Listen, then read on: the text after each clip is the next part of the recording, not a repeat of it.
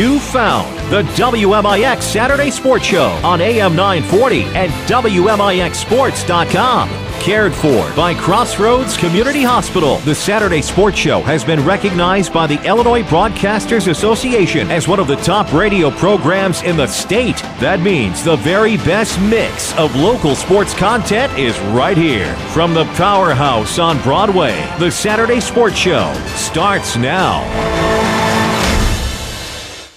Good morning. Glad to be here with you on the Saturday Sports Show live from the Powerhouse on Broadway, WMIX and WMIXSports.com today. A loaded lineup for you today. 7 guests in all. We're here until 10 o'clock. Chris Hugo with Danny Zerwinski. Quentin Lloyd is in studio with us this morning as we take you into regional championship and sectional championship weekend. That's for 3A and 4A and 1A and 2A classes respectively with boys baseball and girls softball. We'll talk a little bit of track and field as well. All coming up again here until 10 o'clock on the Saturday Sports Show. We'll talk with Mount Vernon Rams baseball coach Tim Holloway. His team, an emotional 5-4 victory in 8 innings. And I say emotional as more like a gut-check victory for Rams baseball. They improved to 19-16-1 with the win. They'll take on Carbondale today for the regional title. 10:45 will be your pregame. 11 o'clock will be your first pitch on WMIX and WMIXSports.com. We'll recap the Lady Rams season that was with Lance Bolt. Tough loss for the Lady Rams on Tuesday. Ended their season in the Heron Regional. They lost to Carbondale 8-6. We'll talk to Lance Bolt about his team's season. Another guest that we'll have today is going to be pretty jacked, I would guess. Sam Root, of course, of the Weber Trojans. They got a nice extra inning win over Goreville this past week. They now play Shawnee in the sectional title game at Cobden later today. We'll talk with Coach Root, talk about how he feels about going into today's game against the Shawnee Redskins, a team looking for their 3rd straight sectional title. We'll also talk with Brett Dial. He is no stranger to success with Carterville softball. They are looking for their 5th sectional title under Coach Dial. We'll talk with Mallory Calling. She's trying to get her team back to a 3rd straight sectional appearance. The Centralia Annies, of course, going to play Effingham today at 11 o'clock at the Salem Regional title. We'll talk with Clint Turner, running Rams track and field head coach. We'll talk about the Rams' effort up at state this weekend. Talk about what he has seen as well. And we'll talk with Neil Hammond. He is the athletic director at Nashville High School. Of course, the Nashville Hornets program is up for the best female sports program in the nation, something along those lines. You know more about this. They won it. It's not up. It's won. So the votes have been tabulated because I know it ended yesterday or last night. Nashville won. So they did it. Yeah. That's awesome. I hadn't seen that yet. Of course, I've been doing other things in preparation for Rams baseball this morning, so there we go. But congratulations to the Nashville Hornets. We'll talk with a very excited Neil Hammond. Of course, they have a big day today as well. Carterville, who's seeking their 5th sectional, is playing the Nashville Hornets. Of course, we had Dempsey Whitty on earlier in the year. We're going to get Brett Dial's thoughts on things today, as it's a nice rematch of a river-to-river Mississippi game in the Johnson City Sectional Championship. But we'll talk with Neil Hammond about his program's successes. They're on the girls' side especially, winning that award as the best female sports program in the nation. Quite the honor, of course. The Centralia Orphans have annually won the Best Mascot Award. Now the Nashville Hornets win the Best Girls Sports Program Award. All of that to come, and we also have your WMIX Sports Social Media Question of the Week. Looking to go live with that here in just a few moments. But, of course, as we preface the program and talking about our guests coming up, you know, you look at the Mount Vernon Rams baseball team. DC got that big win on Thursday afternoon against Marion. Had some issues, of course, in terms of consistency. Probably should not have been a tied game going into the 7th and into the 8th innings, but Rams had a nice gut check. Brock Fulkerson had a big win in that one on the hill going the distance for Mount Vernon. That was a big one. I think as you look back so many hours, things kind of come into perspective. I know Brock Fulkerson had that effort, complete game, 8-inning win to advance Mount Vernon out. But I think one of the big things that happened in that game was another senior stepped up in that ball game and was helpful. And an at-bat he was pinch hit for earlier in the game was Mr. Gines. And, you get senior leadership like that, guys that have been in the battles. They made that run to Joliet last year. It is one of those things where you just have to sit there and go, wow, what an effort, what a performance. And you got to turn it right back around again because you got to come out today and you got to be ready to go for a Carbondale team that would love to pay you back as well. Well, no doubt. And, of course, this has been a regional where sweeping a team in the regular season has not mattered. The Centralia Orphans swept the Carbondale Terriers. The Terriers come back to beat the Orphans 4-3 on Wednesday after previously beating Heron 2-0 in the play-in game. Marion had beaten the Rams twice. The Rams come back to beat Marion. So now it's a 3 seed versus a 4 seed in the championship. And you take a look at that performance. Thomas Weber got it all started with a home run in the top of the first. That's how Marion won the game back at Brennan Klein Field. A pair of one-run, actually now a trio of one-run games in that season series. But the seniors stepped up in a big way. They were there last year for the improbable run to Joliet. And who knows, maybe that's the start of a nice run here in the 2014 postseason. And it could be. And, I mean, like we said the other day on the pregame show, there's a lot of 3A teams that have a lot of tradition, a lot of respect, a lot of whatever, that are not in the postseason now. We're all eliminated before, we got into Mount Vernon playing. And all the teams that Mount Vernon played in regional, sectional, and super sectional are all out before Mount Vernon played yesterday. And really, the sectional next week at Triad, the 8 teams that are remaining that feed into that, it's a very wide open sectional. And it would not shock me, a team that hasn't had a lot of success recently or ever, unless it's Mount Vernon, gets in and gets a run and gets going. It's open for anybody right now. It is. And, of course, same could be said in girls softball. Carbondale and Heron playing for the Heron 3A Regional Championship today. That winner gets the winner of Centralia and Effingham in a sectional semifinal game at the Centralia sectional. Of course, Lance Bolt's Lady Rams team had a tough loss on Tuesday, but it was a lot like last year. They came out, basically put it all out there against this Terrier team, and Lady Rams, of course, got 3 homers in the game, 2 bombs, of course, from Hannah Wright and another from Mallory Garner, and you hate the season to end that way, but Carbondale just kind of gutted out the victory, and for the Lady Rams, no shame in how they went down. They went down fighting and in it until the very end. And they did, and they went down and fought hard, and it was a very close game, much like it was a year ago in the same facility before the rains came, and Mount Vernon had their chances, had a lot of chances in that ballgame to win, but a very tough Carbondale team managed to win out again. But, boy, what a great game for Mount Vernon. I know it's tough to end on a loss, but, boy, they had Carbondale dead to rights several times in that ballgame. Of course, and locally, sticking with softball for a moment, another great game will be Carterville-Nashville at the Johnston City Sectional Championship. I think there's going to be quite a few people there. We'll talk with Brett Dial about that.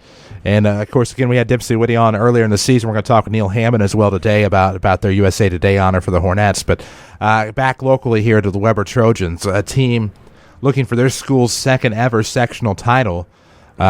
First one came, and if I'm not mistaken, in boys basketball back in 2005. This is their second regional title, of course, in baseball, looking for their first sectional title in baseball. To do that, they're going to have to go up against a Shawnee team that got 3rd place in the state last year. Not sure what they returned, but they are looking for their 3rd straight sectional championship. That's an amazing stat. I mean, that is an example and a product of 4-class sports in baseball where a team like Shawnee would never, ever get out. They would run into maybe a Massac or more than likely a Harrisburg down in that neck of the woods, or a Carmi, even though Carmi has had to go over and spend the night to get ready for an 11 a.m. game at Greenville, which is another pet peeve we'll get into later. But, that's a product of the 4-class system. A school that's getting an opportunity, got 3rd or 4th last year at state, getting another opportunity playing another sectional final today. And here's Weber Township, another example in baseball that have made some runs recently that, again, a product of the 4-class system that allows schools like that to play in 1A that gets a run and gets to do things that you don't normally do. Well, exactly. And then, of course, for the Centralia Yannies seeking their 3rd straight regional championship, and they go north now, and they avoid the South 7 cluster down in the south.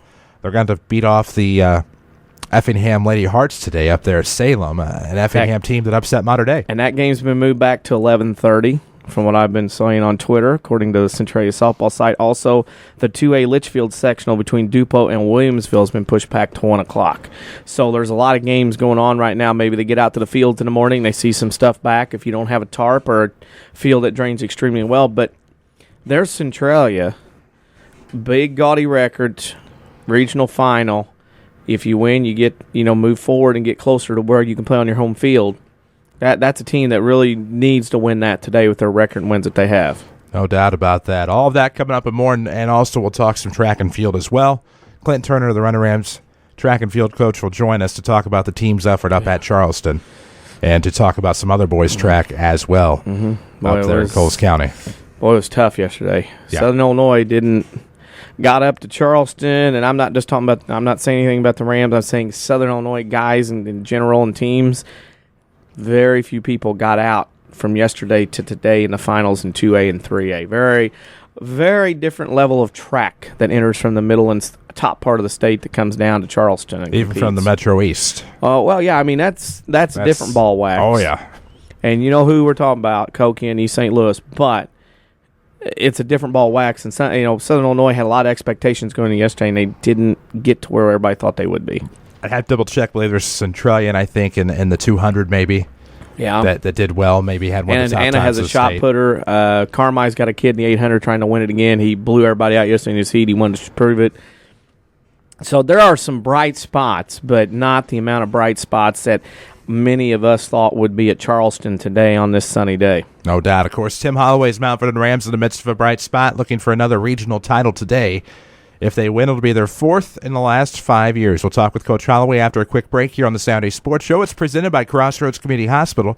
It's more than a hospital. That's what healthcare should be. We're back after these. A digestive problem can affect every area of your life. But now there's a specialist right here in town who focuses on digestive health. Mayo Clinic trained Dr. Tegpaul Atwal has opened the only gastroenterology clinic in Mount Vernon. Dr. Atwal treats acid reflux, gallbladder problems, inflammatory bowel disease, ulcers, and more. For your appointment with Dr. Atwal at Crossroads Specialty Clinic, call 618-241-9071.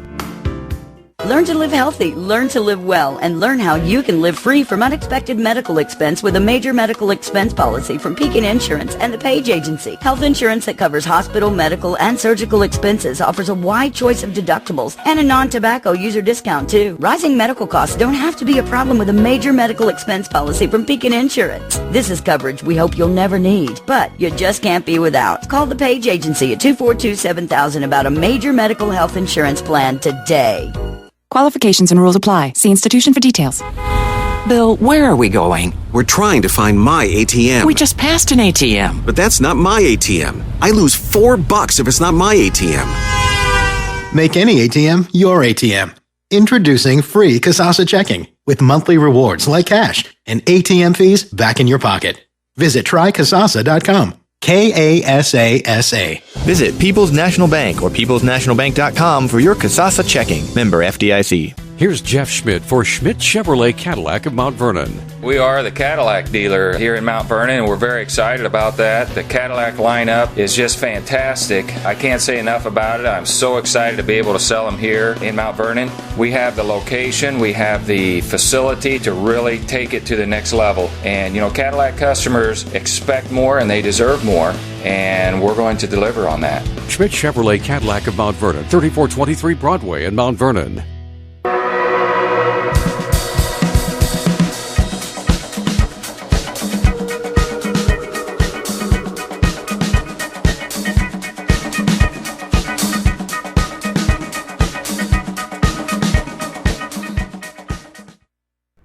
Welcome back, Saturday Sports Show, WMIX, WMIXSports.com. Chris Hugo with Danny Zerwinski. Quentin Lloyd in studio with us as well, cared for by Crossroads Community Hospital. It's more than a hospital. It is what healthcare should be. Our first guest, as always, is the head coach of the very successful Mount Vernon Rams baseball team, looking for their fourth regional title in 5 years today. We welcome Tim Holloway. Coach, good morning. Thought we had Tim Holloway. Tim, you there? Chris, I can't hear you. Shutting out. Uh-oh. Can you hear us now? We'll have to try this again with Tim Holloway, Mount Vernon Rams baseball coach here on the Saturday Sports Show. Not quite sure what is going on there, but we will try to get it figured out. Here on the program, of course, the Rams are looking for their fourth title in 5 years today as they take on the Carbondale Terriers. Well, and it'll be an interesting game because Carbondale comes off a big come-behind victory against Centralia on a Wednesday, and what was an epic ball game out at Brennan Klein Field. The Terriers make the comeback, and then Mount Vernon comes from behind a couple times and gets a win against Marion. They beat them for the first time this season. So these two teams match up as number 3 and number 4 in the regional, and they get an opportunity to play each other here today for a regional championship. And I think that's the most impressive thing. And I think a week ago, like we talked about in this regional, any of the 4 of the 5 teams out of the South 7, Carbondale, Centralia, Marion, and Mount Vernon, had an opportunity to win this regional. And Mount Vernon owns a win against Carbondale at home back in April. Carbondale returned the favor in the spring at Carbondale. So the Rams and Terriers will have the rubber match today, and the winner gets to advance to the Triad Sectional to take on the winner of the Mattoon Regional. And what should be a very interesting ball game as well as what is going on, as what's happening, is today. That pregame be at 10:45 and first pitch 11 a.m. right here on AM 940. So this is one of those. Expectations are high for both teams here today. Well, paramount expectations. And, of course, the Carbondale team the Rams have beaten twice this year, and it's not something you can rest your laurels on. Carbondale's a 20-win team.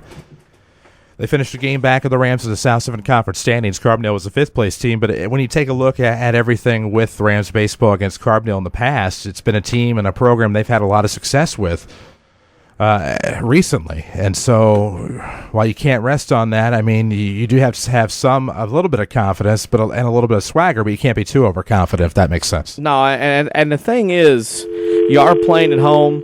You are playing a team that, when you do things, you got to be ready to go. This is the time of year you have to be ready to go. You have to be ready for anything. You can't just come in saying, well, we're at home, we're going to win. You have to be ready to roll. Well, exactly, and ready to roll is the case, and the Rams are typically always ready when it comes down to a big game. And so for Mount Vernon Rams baseball today, a lot of keys. You assume obviously going to go with Tyler Morgan today, with Brock having gone 8 innings yesterday. But we welcome back to the program Tim Holloway, Rams baseball coach. Coach, good morning. Good morning, fellas. You know what? Big day for the Rams, hosting the regional. You get to play on your home turf for the regional championship. It'd be your 4th in 5 years. I don't need to tell you that it's a big day, but it's a big day. Oh, it's a great day. This is always fun this time of year, and we're fortunate to be in the championship game again, and can't wait to get out to the field and see the guys. Looking at Leather Day when this game was going on, I thought a lot of attention, obviously, to Brock Fulkerson complete game win. I thought one particular thing happened in that ball game, like you talk about. Mr. Gines got pinch hit for early in the game, comes back and gets the game-winning hit, drives in the game-winning run. I thought that was important for a guy that got pinch hit earlier in the ball game and then comes back with a big hit. He could have very easily dropped his head and pouted the rest of the game, but I thought that was important for him to do that. Oh, it was beautiful. It was a great shot in the gap, and Zach does everything right. He's a good teammate, and I'm glad it worked out for him. He got a pitch he knew what to do with, and it's also overlooked is he had that great bunt on the safety squeeze early in the game. So Zach had a big day for us, and it took a lot of guys executing at the plate, and of course Brock on the mound. But real happy for Zach and that opportunity that he got. Well, and how big and how instrumental is senior leadership this time of year? I mean, it was your seniors are the lone returnees from that team last year that made that run to state. It seems like if anybody's key right now, it's those guys.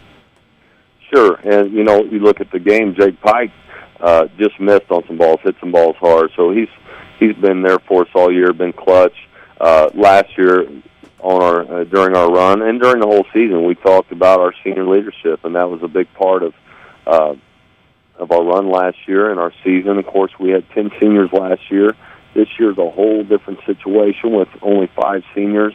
We knew there were going to be some bumps in the road, and we just kept telling these guys that, you have to keep your head up, you have to persevere. You may play good and lose it or come up short at times, but in the end, if we keep improving, you're going to have this type of opportunity, and here we are.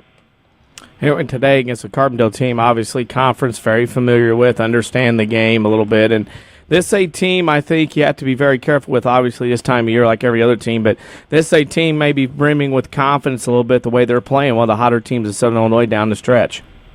Right. Carbondale's won a lot of games. They beat good quality teams. Some of the coaches had been talking, including myself. We felt like Carbondale was one of the better teams in conference, had a lot of talent.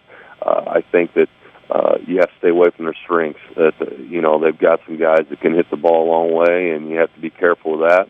So we're going to try to attack some weak areas, and hopefully that works out for us. We're playing at home. Our guys are playing with a lot of confidence, playing loose, having a good time, playing with enthusiasm, and we have to just concentrate on what we're doing, and they just need to go play, and coaches will take care of the other things. And I think that's a great point you make, is playing at home. You're in a rhythm, and I think today, importantly, with 11 a.m. start, they get to sleep late, well, decently late, in their own beds. They don't have to get up early and ride a bus somewhere for an hour or whatever. That's an important aspect this time of year, to be able to be at home and play on your home field. You don't have to travel at least this game. You're right, Danny, and that's something that this year I think more important than years past that we got to host. With our team this year and our situation, I think it's really going to benefit us and has benefited us to play at home. And I like the fact that we played Thursday because, our guys are still kind of riding that wave of momentum. They're feeling good and are confident, and they get to turn around and come back out and play this morning. And, hopefully those good feelings keep that thing going.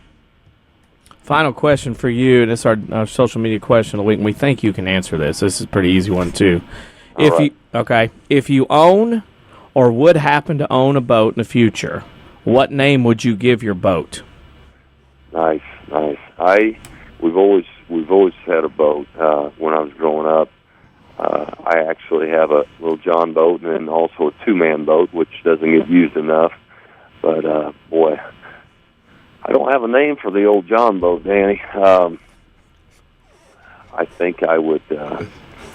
Let me think here. What would I name my boat? I would say Relaxation. Better. Relaxation. Is that something you know how to do?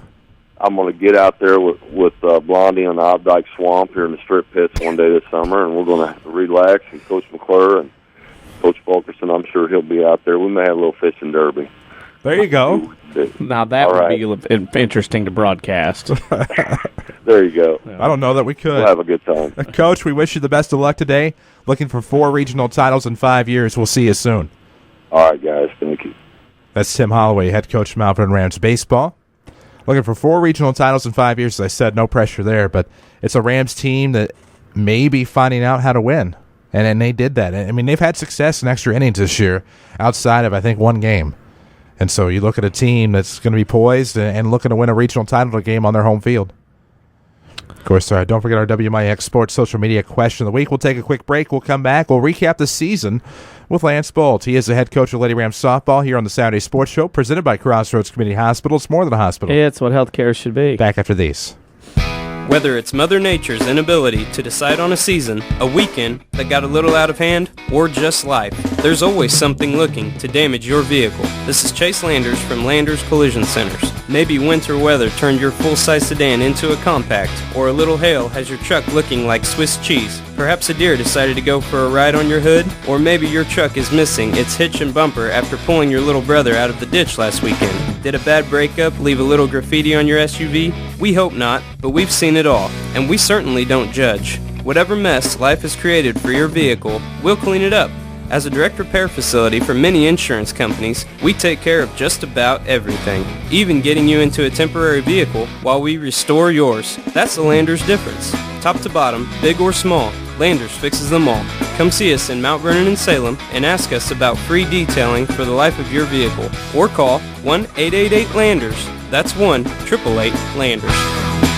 Complete. That's the Orthopedic Center of Southern Illinois with a full sports medicine clinic, state-of-the-art MRI, a spine care team that focuses on pain management, arthroscopy specialists offering total joint replacement, hand surgery, and complete rehabilitation services. Doctors Poole, Ahn, Kowalski, Freehill, and Smith stand ready to serve you today with offices in Mount Vernon and Centralia and satellite offices in Benton and Nashville. Find out more online at orthocenter-si.com.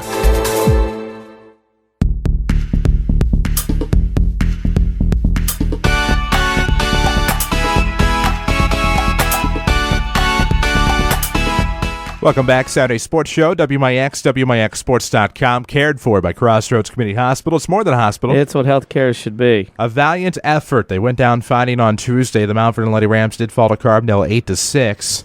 Obviously not the way they wanted their season to end, but for Lance Bolt and Lady Rams, a successful season, a lot of improvement. We welcome Lance Bolt to the program now. Coach, good morning. Hey, guys. How are you guys doing? Pretty good. Obviously, thank you for taking the time to join us today to wrap up your season. And from the Lady Ram team that I saw at Olney to the Lady Ram team that I saw in Heron on Tuesday, I would have never thought that those were the same girls out there. And I don't mean that as an insult to the girls that took the field in March, but they improved so much over the course of the year. I mean, there were times when I thought that they had the ability to win that entire regional on Tuesday. Yeah, we definitely, we took steps to improve all year. Really proud of the girls for the way they worked all season long. We definitely looked pretty rough those first 2-3 weeks of the season.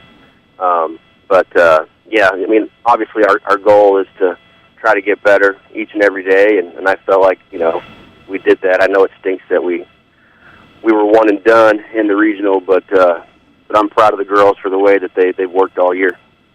I noticed a change, too, of course, seeing the games from the beginning of the year, the middle of the year, to the end. I thought senior leadership was key this year. I thought those girls really stepped up as far as guiding and, educating and telling the younger teammates, hey, this is how we do it, this is how you roll. I thought your seniors played a big, vital role in that this year. Yeah, Mallory Garner really stepped up and had a terrific offensive season, and, she was a vocal leader in the dugout at practice. For a coach, that's pretty important stuff, to have a senior that can not just talk, a good game, but also lead by example on the field. And she definitely did that for us. And then, Colleen Scoble, her playing time increased towards the end of the season, but she always had a good attitude. And the young players, they need to look up to people who have good attitudes and work hard, lead by example, and those two girls definitely did that for us this year. They're definitely going to be missed. As you look back, was there a moment where you felt like your team started to turn, the tide changed a little bit, and things started to go as you expected them a little bit this year?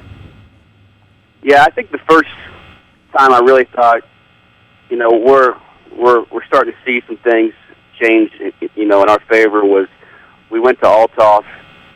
And Hannah Rye really wasn't herself the first 3 or 4 weeks, pitching-wise. She'd been hitting all year, but we had to shut her down pitching for 2 or 3 weeks there. And she came back in that game and pitched, and I thought, you know what, she's back to her old self from last year. And so that, I think, kind of helped everybody a little bit get some confidence. And then, Bria Meyer really stepped up late in the season, and I thought she really improved this year pitching from where she was in March, and just trusted her stuff a little bit more. She got her change up over for strikes towards the end of the season, and, her ball just kind of has that natural movement. I know it's not real hard velocity-wise right now, but she kept people off balance, and, those two girls gave us a chance, because we were going to score runs to win, I thought, all season long, and they gave us an opportunity to win some games, keeping the opposition, from scoring too many. So I was really happy about that. That was a big turning point for me. And then offensively, we started clicking about mid-April. I don't know if it was the weather getting warmer or what, but maybe it was just a lot of practice. We hit a bunch of baseballs this year in the cage. I don't know. We probably hit more baseballs than we did softballs, and I just felt like those two things really helped us. Hadn't thought of that, hitting baseball. You said baseball. I thought, well, maybe he misspoke. He's been watching the Cardinals not hit baseballs last night, and you said it again. No, yeah, we were there. Pretty frustrating, but I saw Arizona State, they hit fly balls using baseballs, and then they also take batting practice using baseballs a lot, and I thought, you know what, let's go ahead and try that. And so I'd try to hit as high fly balls as possibly could using baseballs, and then we'd pitch using baseballs a lot. And then we go back at the end of practice and use the softballs and just trying to drive through the ball. And I think that helped. Offensively, we hit over 300. We actually out-hit our opponents on the season. It's just the one thing that absolutely killed us, especially early, were errors. But I think that we even improved in that area towards the end of the season. Interesting. That's an interesting way to do it, to use baseballs into stuff. I've heard of people in the cage put numbers on baseballs or softballs. Yeah. As the ball coming at you, pick out a number you see so your eyes get adjusted. It's interesting you use baseballs. Interesting concept. I think it is. Mm-hmm. Yeah, and, we were just trying to do everything we could to get these girls to drive through the ball, see it better. And, last year our big struggle defensively was in the outfield. And I thought by the end of this season our outfield defense was actually really, really good. And even on the infield we improved. But I think the baseballs helped us out there in the outfield. Well, and it clearly showed. I mean, the improvement was there all season long. It seemed like every time that we were able to personally see them, you could tell and see the signs, whether it be offensively or especially defensively as the season progressed. And, of course, and you take a look at, you lose the seniors, of course, the program loses those seniors program has a nice core returning next year. Oh, absolutely. Junior class this year, we had 9 juniors, 5 sophomores, and next year's senior class will be a big class. I just want those juniors and sophomores and freshmen this year just to play ball over the summer, keep getting confidence, and because I think a big thing for them too is just having that confidence. You could tell by the end of the year they were starting to get it a little bit. We weren't perfect by any means, but we just to have that confidence is a big part of the battle. And I just hope that they keep playing and have fun this summer, and we're going to try to get some things going a little bit this summer. And the big goal down the road, I think, would be to get a team where all the girls play together. They all like to go on these separate travel teams. That's a big thing these days. And hopefully they can get a team together and keep playing with each other down the road. Final question for you this season is our WMIX Sports Social Media Question of the Week, and this week's question is, if you owned a boat, what would you name it? Man, I tell you, that's a good question. My wife would probably expect me to name it after her or something, or maybe I'll name it. My wife's nickname is Lizzie. I'll just name it Lizzie. Okay. That is always safe. Yeah. And a great move. That's the safe road to go down. I was thinking of Forrest Gump and Jenny and all that. I thought maybe Lizzie, that might work. So. I think that is absolutely perfect. Lance, we appreciate all the time you've taken for us each and every Saturday morning. Obviously, wish you guys the best of luck in the future. All right. Thanks a lot, guys. That's Lance Bolt, Lady Rams softball.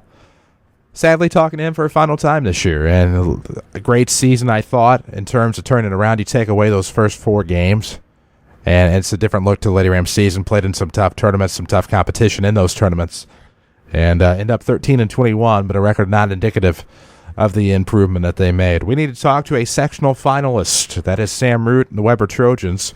He'll join us next on the Saturday Sports Show, cared for by Crossroads Community Hospital. It's more than a hospital. It's what healthcare should be. We're back after these. Mount Vernon is home to many wonderful people and things, and that includes quality cardiac care from Dr. Ruzaik Ibrahim. A skilled cardiologist, Dr. Ibrahim's training and scientific accomplishments have earned his designation as a Fellow of the American College of Cardiology. His services range from preventative care to the treatment of advanced heart conditions. For an appointment with Dr. Ibrahim at Crossroads Specialty Clinic, call 241-9071 or visit in person at 4113 South Water Tower, Mount Vernon. Hey, it's Brittany here, and I have a very special guest on the phone with me right now. It's Roy Schmidt from Ford Square, King City Chrysler. Hey, Roy. Hi, Brittany. Roy, over at Ford Square, you have some amazing things going with the Lincoln vehicles. Tell me about that. Yes, we do, Brittany. On the 2013 Lincoln MKZ and the 2000 Lincoln MKX, we sold 13 of these last month, and we're out to do the same this month. And we actually went out and purchased about 6 or 7 more of them from other dealers. The big thing going right now with them is 0%, plus you get $5,250 cash back on the Lincoln MKZ, the sedan, and then on the MKX you can get 0% plus $6,250 on the MKX. So it's a great opportunity right now for someone that's looking for a Lincoln. Very nice. Well, Roy, if somebody wants to take advantage of these deals, where can they find you at? We are at 1501 Broadway in Mount Vernon, Illinois, and we're open from 8 a.m. to 4 p.m. on Saturday and 8 a.m. to 6 p.m. during the week. That's at Ford Square, King City Chrysler.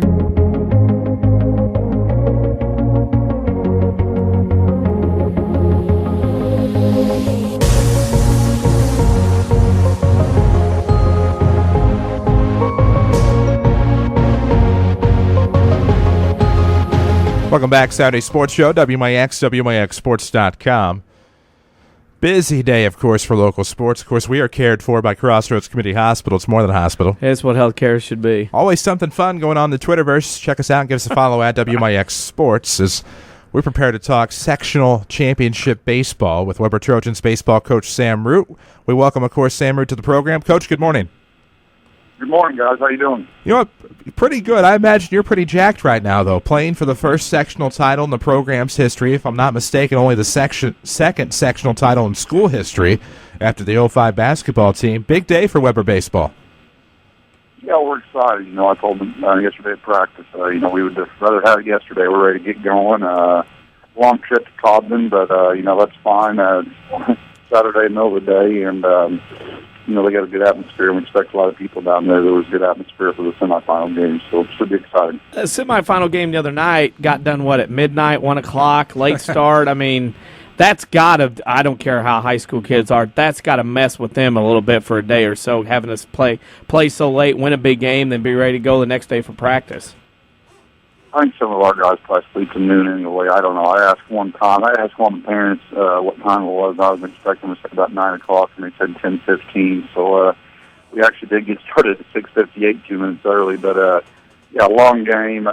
You can't really go to sleep after something like that for a little while. But, we'll do whatever we can. So it was an early morning for me. Most of our kids were done with school already. I think a couple had to come take a few finals. But I'm sure they had plenty of opportunity to rest. And I'm glad that, it's 2 p.m. starts today. That I don't think that getting up and the bus will be an issue as opposed to, let's say, we had to play at 10 or 11. So, we're ready to roll. We're hot right now. We have to keep going.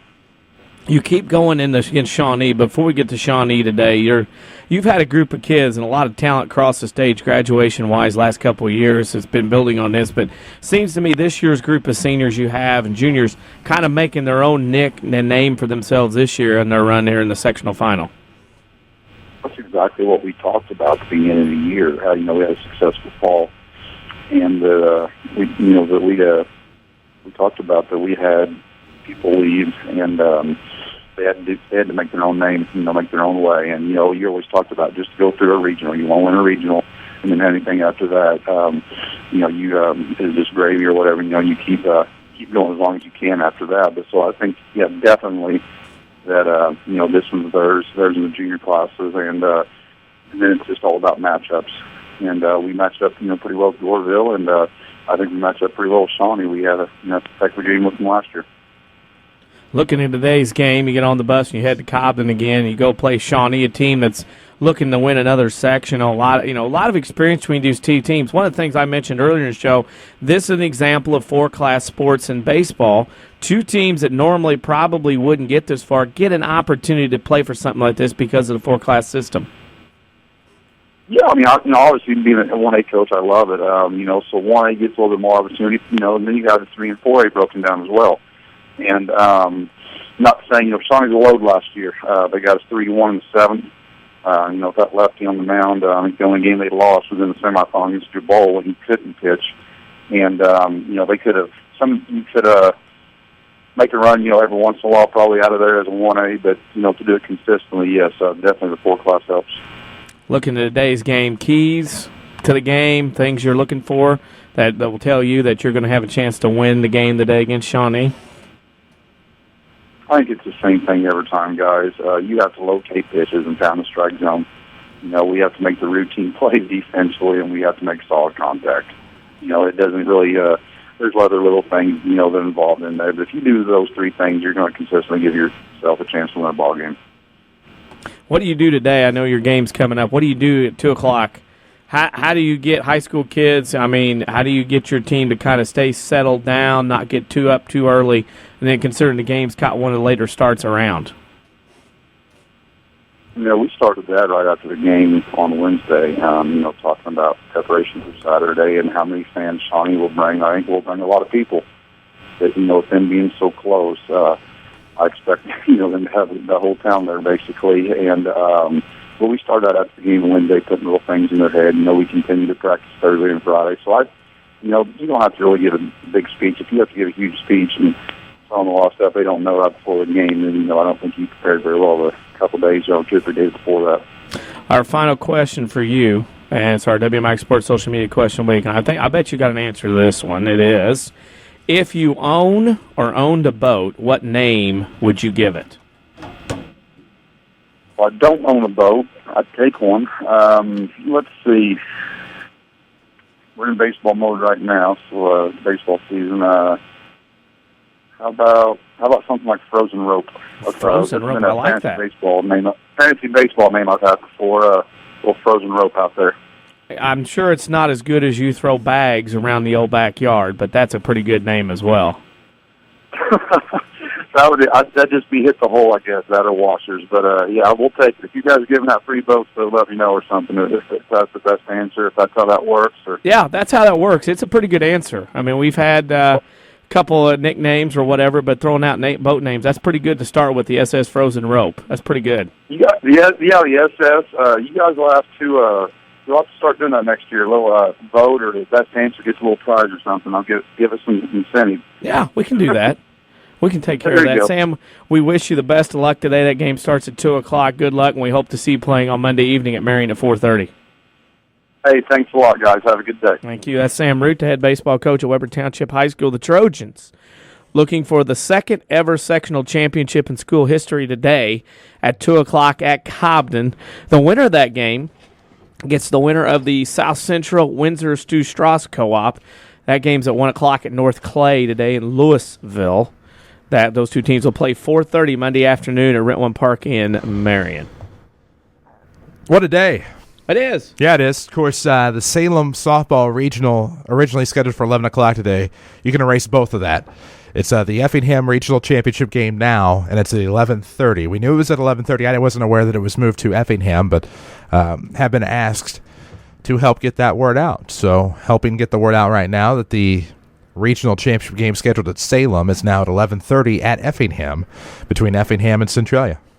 Wet field conditions, apparently. At Salem. Yeah, so it's at Effingham now. Yeah.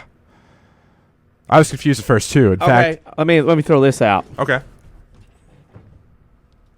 How do they get to host it before Centralia? Are they the higher seed? No. I wouldn't agree to that. Well, here's the thing. I said play Monday. No, I'm gonna take you through this. If that swath maybe cut through the right part of Marion County, you have two facilities that don't drain very well at all, which is Centralia's Rotary Park and Bryan Field, I think is the name of it, in Salem. Which is my guess. My guess is maybe they couldn't. I don't know. Maybe we can ask Mallory Collin when we have her. Yeah, on. we can. I'm just saying, not knowing anything, I would never. Right. If I'm Centralia, I'm like, nah, I'm not playing Effingham. So we'll wait till Monday. Have no idea. Okay, then never mind. I noticed that you had retweeted some things that I had posted on another station's social media, and I had to go back and redo all that because I wasn't aware of the location change. However, I think everything's good everywhere now. Everybody's clear. Everybody knows that needs to know. Yeah. And so we are good. We'll take a break here on the Saturday Sports Show. We'll talk the Johnston City sectional title game about the Nashville Hornets and the Carterville Lady Lions. We'll talk with Lady Lions head coach Brett Dial here after the break on the Saturday Sports Show, cared for by Crossroads Community Hospital. It's more than a hospital. It's what health care should be. Back after these. I'm Jeremy Pearson with a look at your next rad weather. It will be partly sunny and warm throughout today with a shower or thunderstorm in the afternoon, high 86. Partly cloudy skies tonight, low 64. It will be warm and humid tomorrow with a blend of clouds and sunshine. There will be an afternoon and evening shower or thunderstorm, high 85. And Monday, you can expect a blend of clouds and sunshine with a few showers and a thunderstorm, remaining warm and humid, high 84. Next rad weather from WMIX, Mount Vernon, Illinois.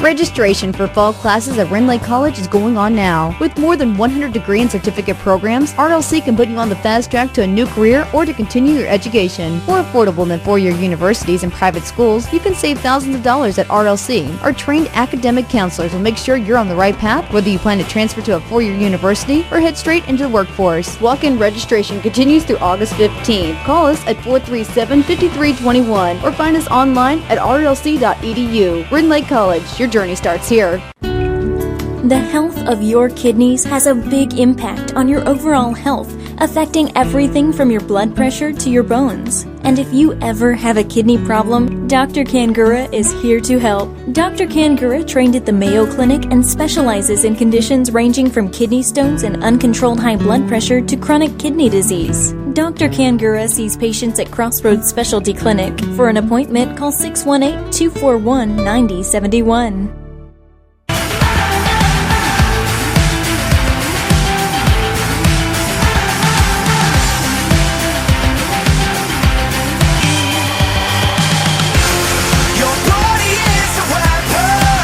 Welcome back, Saturday Sports Show, WMIX.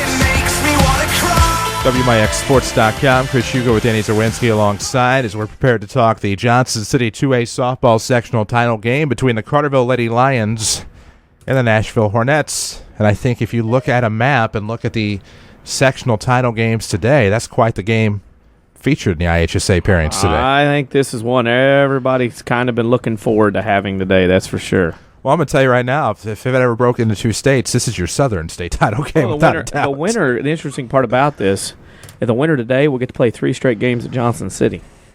Not bad. Yep. Not bad at all. Of course, welcome to the program. Coach of the Carterville Lady Lions, Brett Dial. We don't have him, so we'll try it again. We'll work on that. Live radio happens. Beautiful. Anyhow, but for the Carterville Lady Lions, looking for their 5th sectional title under Coach Dial, a program that I know you could say has probably been helped by the influx of people moving into jobs at SIU, but Brett Dial, I don't think people know just how hard he and his assistant Keenan Clark work at making this a better program. All the coaching camps they go to, things like that, and it's really showing with their program. Showing both top and bottom, junior high feeding into high school, and that's why they're where they're at today once again. No doubt about that. We welcome to the program head coach of the Lady Lions, Brett Dial. Coach, good morning. Good morning, guys. Huge game. I don't need to tell you that, but a big game today against the Nashville Hornets. You guys looking for your 5th sectional title in your program's history, all under you. And you have a team in your own conference in this sectional title game, the Nashville Hornets. Huge game, but should draw a lot of interest from around the region. Yeah, I mean, it's a big game, but we certainly can't go in, with the approach of, this is a real big game and play tight. It's just another game for us. We got to go take care of business and, do what we do, but do what we do well, and hope that the ball bounces in our favor today. When you look at going into, I know postseason, a lot of coaches, you're in football, and I know softball too. Do you like to see a team multiple times like this? I know winning, get to go on and all that, but would you rather see a team that you've seen already 2 times, or would you rather see somebody you don't know at this time of year? I don't know. I mean, in football, for sure, I want to play somebody different. Softball's a little different. I don't care to play somebody, multiple times. And, for me, I like playing, a quality program like a Nashville or like a Pinckneyville in the sectional, Massac County in the regional. I don't mind playing those teams multiple times because they're well coached. They do things the right way. And I just want to go out and have a fun day of softball and know that things are going to be done, like I said, the right way, and Nashville's going to do that. So I'm looking forward to that. Looking forward to today's matchup. 2 teams, a lot of tradition and history. Your team has found their groove all year and found their things going, I think, more towards the end of the year. Any pressure that your team has felt, dealing with Carterville softball, any pressure to win like that, or is it they've kind of grown into it as the year has gone on?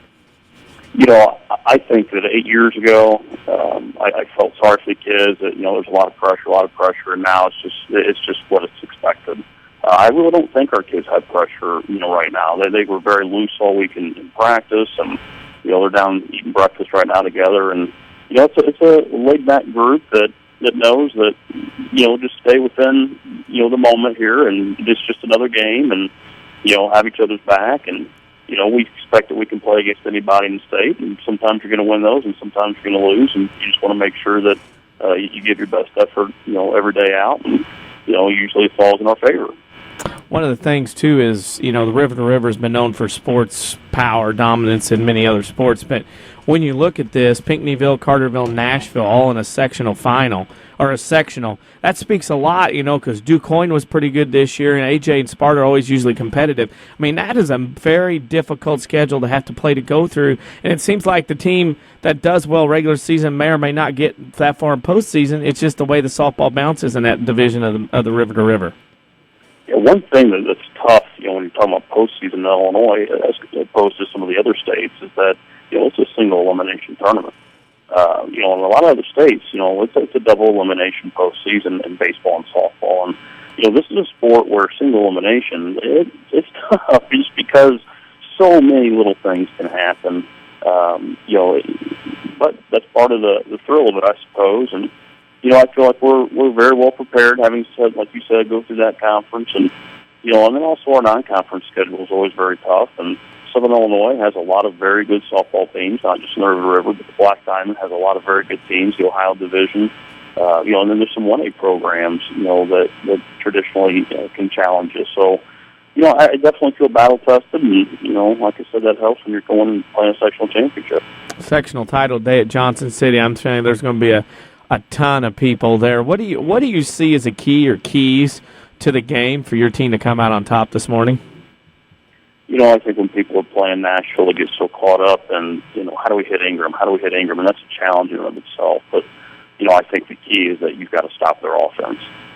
If their offense is able to put 3 or 4 runs up on the board, your challenge against Ingram just becomes a lot more difficult. So, step one, it's not hitting Ingram. Step one is getting their hitters out and giving ourselves a chance and making sure that the score is played very low. We need this to be a low-scoring game, and we need to make 1 or 2 runs potentially hold up. A complete change. I don't see a shootout here, 7-6. I mean, that's not going to happen. So we've got to make sure that we're on our game and keep the score low. A complete change of topic. I know we talked softball on this game today, but you had an opportunity early in the year, and I've always wanted to talk to you about this. I believe you attended the Super Bowl this year, correct? I did, yes. Okay, I got to ask, because there's not a lot of people that get to go to that. What was that like, going to an actual Super Bowl, the whole experience? Well, I've been a Bronco fan my whole life, and my brother lives about 30 minutes from the Meadowlands, and he works for Toyota, so the Friday before the Super Bowl, 2 days before, he texted me and says, "Hey, I think I got a ticket. Can you get here?" I said, "Book it." So I found a way. I got out there, and I don't know, what the Super Bowl in New Jersey was like compared to, like, say, Miami or Dallas or wherever else, but the security was tight. My gosh, I mean, I told him at one point, it just took us 3 hours just to get into the stadium. We're literally in the safest place in probably the world right now.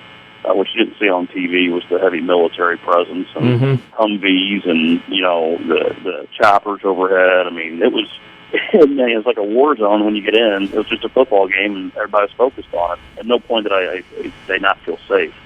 And then when you're in there, like I said, I'm a Broncos fan, so the game itself wasn't all that great.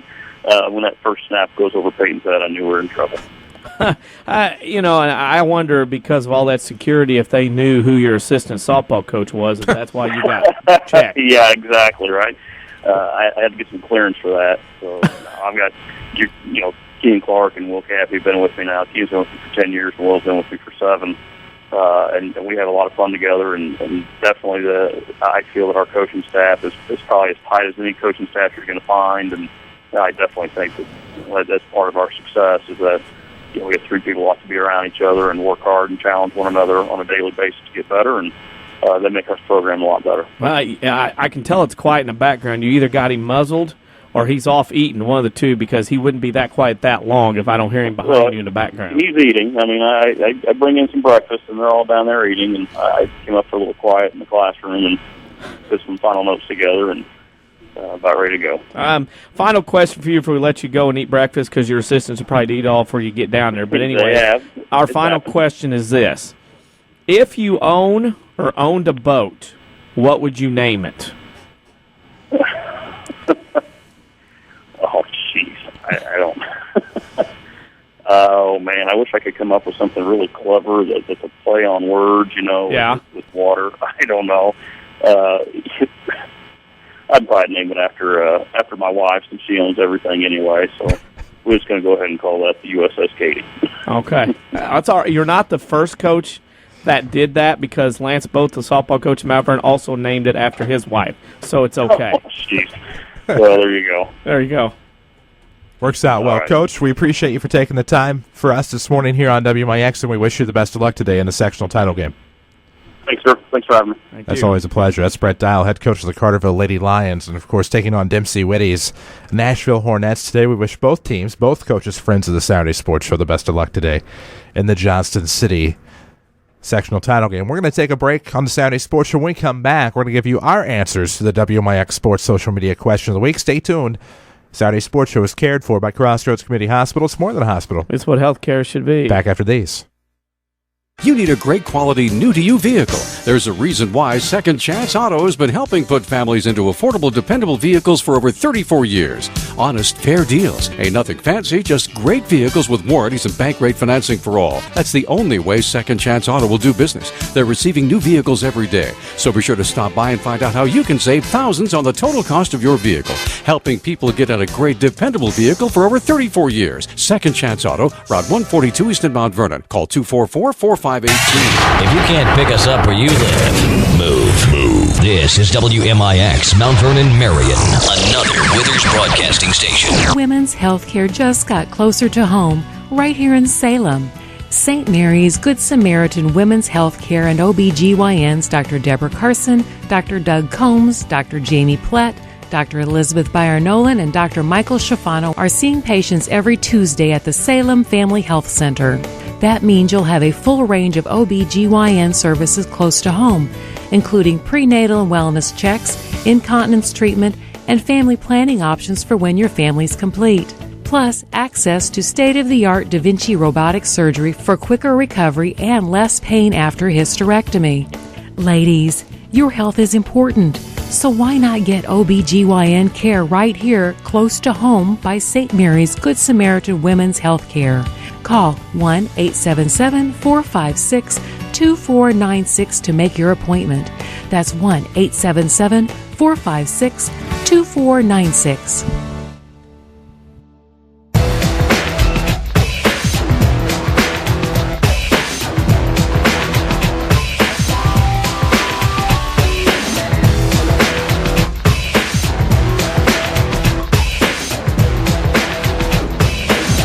Welcome back, Saturday Sports Show, second hour, WMIX, WMIXsports.com. So glad to have you with us. Cared for by Crossroads Community Hospital. It's more than a hospital. It's what healthcare should be. So if you had a boat, or maybe you have a boat, maybe your boat's unnamed if you have one, we want to know what the name of your boat is going to be. That's our WMIX Sports social media question. DC, what's the name of your boat? No clue. I don't even have a boat.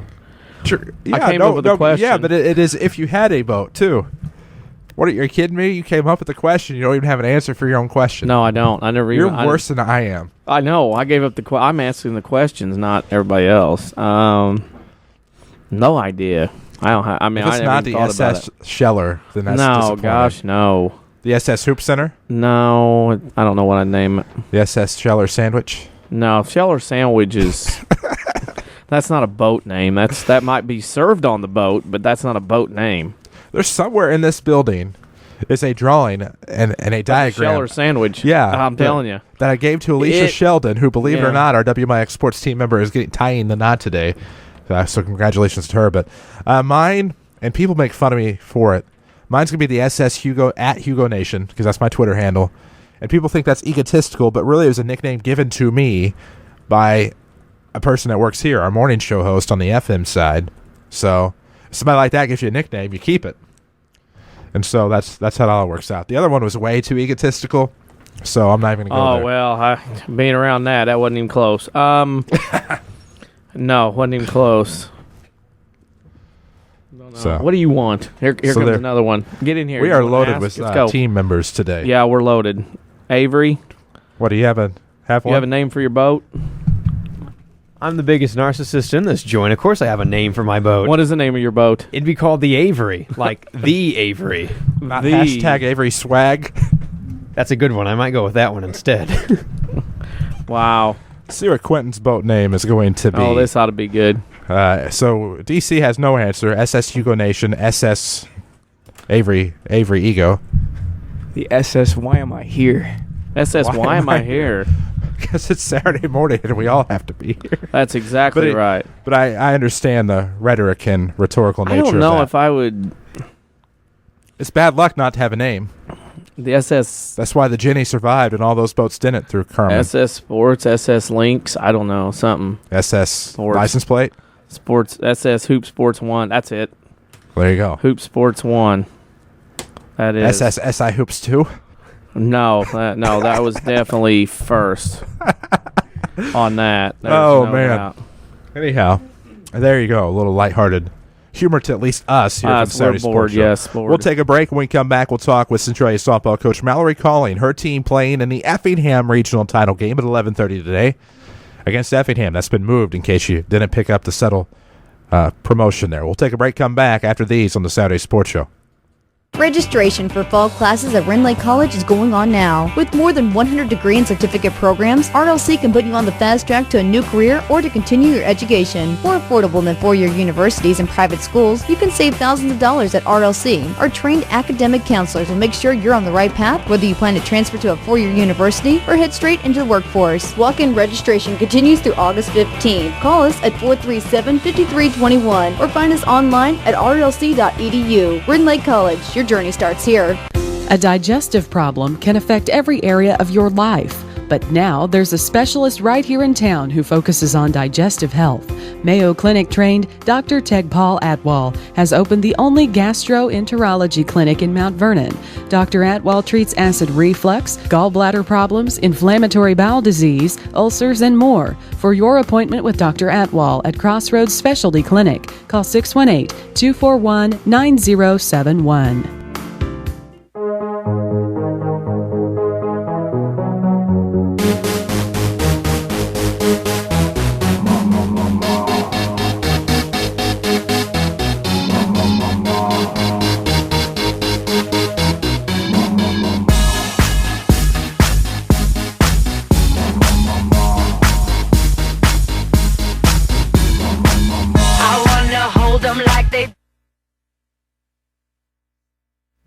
Welcome back, Saturday Sports Show, WMIX, WMIXSports.com. And we're hurrying along for Centralia softball coach Mallory Calling. Coach, good morning. Good morning. How's it going? You know, it's going great. How has your morning been? Your regional game gets moved to Effingham. It's a later start time, but certainly probably throws a wrench into your routine. You know, I don't think it will. I think that they're going to look at it as, or our approach is going to be that it's another field. I mean, we weren't going to get to play at home anyway. It would have been nice to play in the neighbor's backyard, but, you know, that's not going to happen today. So I think we're just going to approach it that it's another field, and the lines and everything's home plate's in the same spot. Exactly right, and great outlook to have. Was Centralia even up for consideration in this, or did it just get moved to Effingham? No, we did. We checked out at Rotary. We actually even talked to Coach Crowell at KC and checked to see if that would be an option, and we're all too wet. Okay, so that makes sense because that was my first thing, was that I couldn't believe that you would have to make the trip north to Effingham. But you play at Effingham, you play the Flaming Hearts. What do you know about Effingham going into this ball game today? Well, they beat Mater Dei. You know, any compete with Mater Dei's and Clinton County, just, you know, they breed athletes and they breed competitors. So Effingham, you know, they were down the majority of the game and they fought back. So we know that you can never score enough runs against a team like this, and we're going to have to keep tacking them on, score every inning. You mentioned the fact that your team's already grooved in a role in a situation. I mean, at this time of year, I don't think it really matters where you play at as long as you're playing, and it doesn't matter what the schedule is. As long as you're playing, it's a good attitude to have about adopting and going on and getting that schedule ready for this morning at Effingham. Absolutely. You know, another option was to move it to Monday, and that was going to be my last option. That's if, you know, every field in the state had been completely demolished and unplayable. Is whenever I would say we play Monday, because I want to keep us going and keep us in the swing of things. Well, and it's certainly the right logic and the right thought process behind all of this. And has it sunk in that you guys are playing for the right to go to your third straight sectional? You know, I'm not thinking about that. I don't want to. I don't want to get into that mindset. I don't want my girls to get into that mindset, because that's not going to happen until we play our next game here. And, of course, do you think this success helps your numbers and helps probably keep your girls working harder and harder than the rest, having this type of success? Oh, absolutely. To play for a team that doesn't win, you know, and winning is always fun. So I'm hoping that those young kids, you can some little girls that like to come watch the game, and I definitely think that we can play at role models. So hopefully that can add to the program to where we can keep getting more and more numbers. I know you're on the road and you're getting ready to go. Our final question is our social media question of the week, and this week's question is, if you owned a boat, what would you name it? If I owned a boat? Yes. Let me see here. I would name it Rory, after my new daughter. Perfect. I thought it was going to be Ray when you started that. No. No, or Honeymoon, because I didn't get one of those. My Honeymoon is sucking on a bottle right now. Uh-oh. So, one or the other. Coach, absolutely perfect, and good luck to the Annies today against the Effingham Lady Hearts. I know it's at Effingham, but best of luck to the Annies. Thank you very much. That is Mallory Calling, and of course, always fun to hear about what she has to say about husband Ray, obviously, Orphans football coach and a great supporter of Annie softball himself. But good coach doing great things at Central High School with that softball program. South 7 Conference champions again, and looking to go to their third straight sectional. But I know not the easiest situation for them to be in. Mm-hmm. Obviously, that's not going to be an excuse or a problem for them.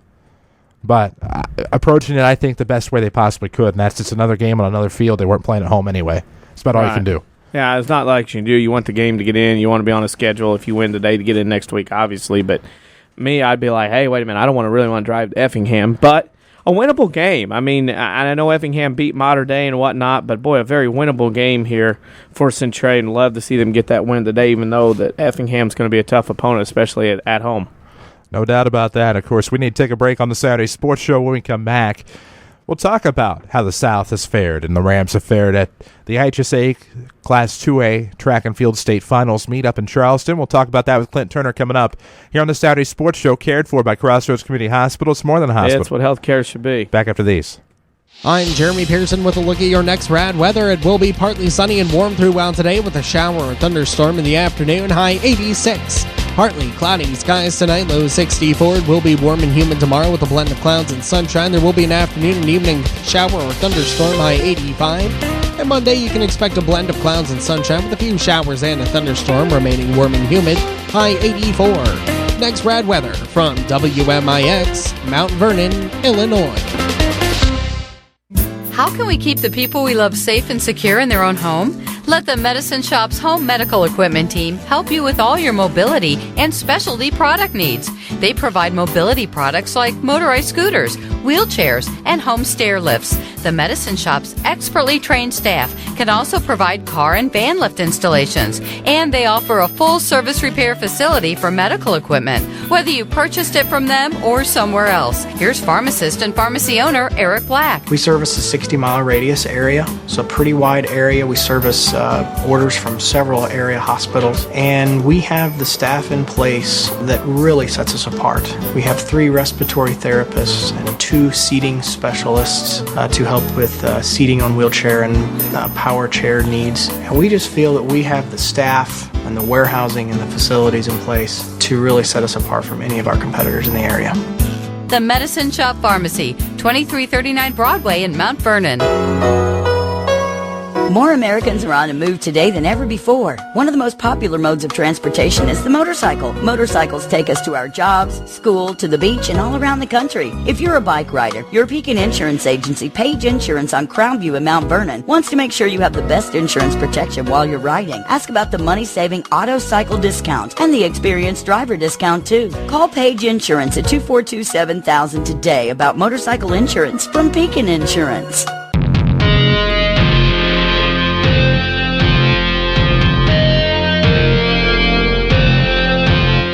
Show brought to you by Crossroads Community Hospital. It's more than a hospital. It's what healthcare should be. And besides softball and baseball going on around the state of Illinois today, a big event in Charleston, the IHSA State Boys Track Meet. And joining us now is the head coach of the Mount Vernon Running Rams Boys Track Team, Clint Turner. Mr. Turner, how are you this morning up in Chucktown with the track meet going on?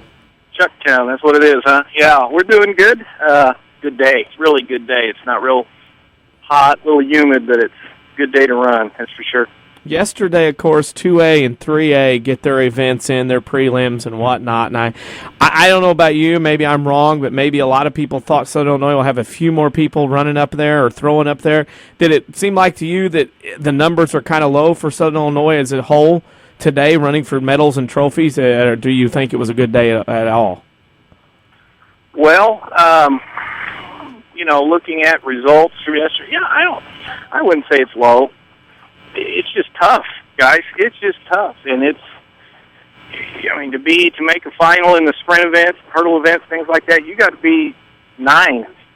Field events, 10, and you're talking about the whole state of Illinois with a lot of good teams and a lot of good people, and it just takes a little bit of a hiccup, some little mistake of some kind, and it can cost you. And it just happens. That's the nature of this game. And I tell the kids, I said, when you see those names, and we've got a big list, We got it in the weight room at the high school of every All-Stater our school's ever had, and it's a long list. But you appreciate them because they earned it, and to get to the finals at any level here at Charleston is an accomplishment. Looking at your team specifically now, David Moddert is in the 1,600-meter final. You also have Joseph McDaniel in the pole vault. That had been nice to see those two get out and earn a right today to earn a medal, and if not, win it all. Well, you'd like to put the pressure on. We're going to win it all, huh? Mm-hmm. All right. Right. If you're going to get there, do it. You know what I'm saying? Yeah, sure. Oh, yeah. And we barely got into the mile.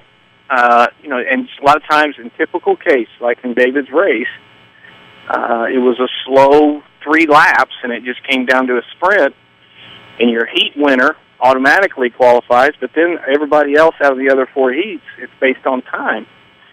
So we were trying to get David going and run as hard as he could. He wasn't leading it, but he was right there with the top 2 or 3 guys, and he was able to bring it home enough to make the finals. And then on the other end of the deal, Joseph, he literally had to take 1 jump yesterday, and that was it to make the finals. He came in, his opening height was 13 feet, and that's what was the qualifier. So, the one thing with David, he didn't run real super hard for 4 laps, so it made him maybe hopefully a little fresher for this morning or this afternoon. Let me ask this. I see this, obviously junior high school as well. You get in a group, of course, like Mr. Motter did yesterday, and you're running, and like you said, you're running to win, obviously. But if you don't win, you're not running against the guy next to you. Basically, you're running against the clock. Yeah. And so, like you said, a slow race starts out, he runs, and he thinks he's in a groove. How hard is that to get a kid to understand, hey, you got to run against the clock. You may not be running against the guy next to you. You're running against the clock for the other 3 or 4 heats. Yeah. Well, and he, in his particular race, he was on the extreme inside for the start. And he was safe in that he didn't want to go out and sprint extra hard early and, put himself into a problem there. And just kind of got caught up in traffic, and that whole group of guys just went around the track like a train, but about 3 wide with the train, and he just had to do what he had to do, and he had to keep his patience. They've got a 3-inch rail that lines the inside line of lane 1, so you can't dip inside at all. If you step on that, you can break your ankle. So he just kind of had to ride around and let things happen, and then when he was able to break out, he was able to get going. But just typical of things that happen to you in races. Today's a big day, of course, like last weekend, the final day, all the pomp and circumstance. I have never been there. It's kind of a bucket list high school event for me to go to. Yeah. For somebody that's not been like myself and listeners who are listening, what kind of atmosphere and pomp and circumstance goes on in Charleston today at this state track final day? Well, they do a great job of putting this meet on, and I think they said it's the 125th year. And here at Charleston, I think it's the 40th year that they've done it. And Charleston and their athletics program, boy, they have really, you can tell, sunk a lot of money into their facilities. They've got a nice turf field for football, but their track is a deep blue, beautiful track. And then their stands, whatever side you're on, holds about 15 to 16,000, and it will be full today with all 3 classes going. And then they've added a couple of wheelchair events. There's a couple wheelchair events that will go off today on the track. And, what's really cool, every race, you've got 2 or 3 just really knowledgeable announcers, and they're letting you know splits per lap. They're letting you know who's in the lead. They know the kids. They know the county that these schools are in. They won't say Mount Vernon. They'll say the Mount Vernon Rams of Jefferson County in deep southern Illinois. Mm-hmm. And it just gets your blood going. And then when these races finish and they come out of turn 4, all 15,000 people basically will stand up and bring them home and cheer. And it's just the energy. I'm getting psyched just talking about it because I know what's going to happen. It is just, it's definitely something to do on the bucket list. It's a neat deal, very neat. Talk about yesterday. Again, Southern Illinois is one thing. A team or teams that stand out to you as far as way it went yesterday, competition-wise, or a team or teams that could win it all in their respective class today? Well, I'm just going to plead ignorance on the Class A side with team because I just really haven't looked at it close enough to see who's what. But it's always really tight with the Class A schools. Unity Point, Eureka, Nashville seems to always be a player. There seems like it's the same people over and over, same schools, and it will be a dogfight. 2A, we've talked up Cahokia a bunch, and they're the 3-time defending state champ. But Maple Park Canelan is probably the favorite going into today, believe it or not. They have got as many, if not more, qualifiers going in, and it's going to be really fun to watch that team competition between those two schools. 3A, who knows? I think Edwardsville is sitting pretty solid. O'Fallon's distance runners. O'Fallon had a distance runner yesterday run 4:18 in the mile and did not make the finals in 3A. Just going to be outstanding events. Lake Park, I think, is probably one of the favorites in the big class, 3A. I can't imagine Mount Vernon's a big old school, and they're 2A. You are. I can't imagine the athletes that roll out in 3A up there that you see that track is their thing year round. That's all they do. I can't imagine what you see in 3A. Yeah, it's pretty cool. But as an example, Edwardsville, their sprint relays, I think, won the state titles last year, 4x1, 4x2. Well, they got invited to the pin relays out in Philadelphia earlier in the summer or in the spring, and they ran out there. They, I think, had the second fastest time going into the finals today. They didn't even run the fastest time. You talk about athletes, and there's always, it seems like, a star that appears, whether it's in 1A, 2A, or 3A, that just blows the whole track meet away with great performances, wins 2 or 3 events, or jumps really high. Tim Winder, who's from Woodlawn originally, he coaches at Naperville Central, at North Central College in Naperville. His son, Jake, has the highest all-time vault in the state of Illinois for high school. He jumped over 17 feet earlier in the year. He's looking to win the state championship in 3A. It's just things will pop out, and you'll see tons of college coaches here today from the Big Ten, the Southeastern Conference, everywhere. Just looking at kids, recruiting, talking to coaches, doing everything to build their programs up.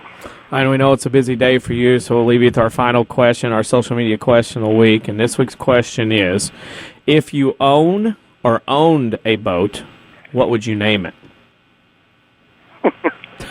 Well, I'd probably name it probably after my daughter, I guess, Maggie K. That's what we put on the back of it. Okay. Pretty there you good. Go. Pretty good. Clint, thanks for joining us. It wouldn't be the USS Minnow, I know that. No, the Minnow's already taken. That's kind of where the premise came from. Do what? It wouldn't be Titanic either. No.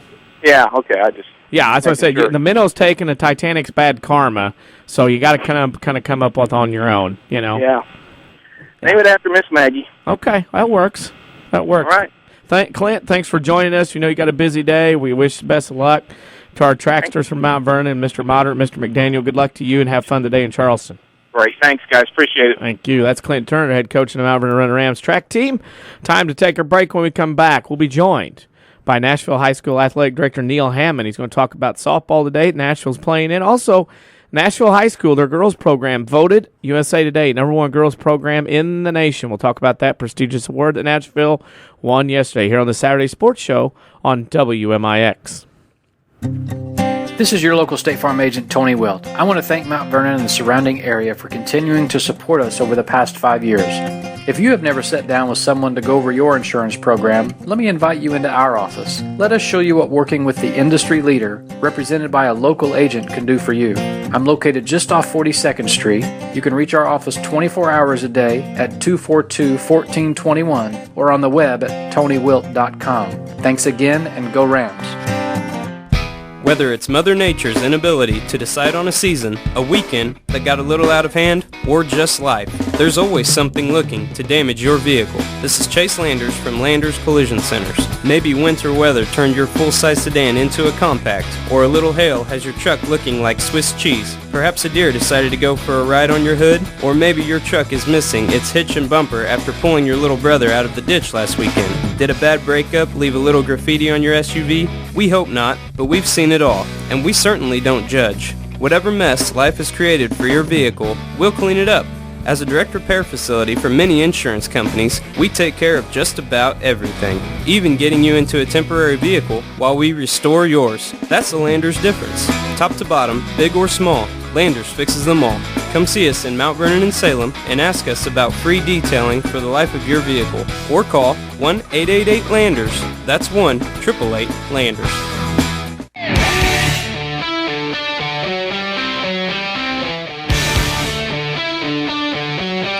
Saturday Sports Show on WMIX, brought to you by Crossroads Community Hospitals, more than a hospital. It's what healthcare should be. And joining us now is a busy guy, but not too busy to take time out of his day to join us this morning is the athletic director at Nashville High School, Mr. Neil Hammond. And Neil, it's got to be a big day making your way to Johnson City to see the Hornets play another softball sectional championship. Oh, yeah, it should be a good one today. And, hopefully we come out. We've split with them this year at Carterville, and should be a good game. So if you want to go see some softball, this would be a one to come watch. Well, we intro in with softball. We intro in with girls sports. And one thing I wanted to have you on today is Nashville High School girls program was voted number one in the nation. A little voting thing that goes on with USA Today. The Orphans in Centralia won number one mascot in the country. That's got to be a tremendous honor to know that your program has that much respect to win an award like that when you're competing against everybody in the nation.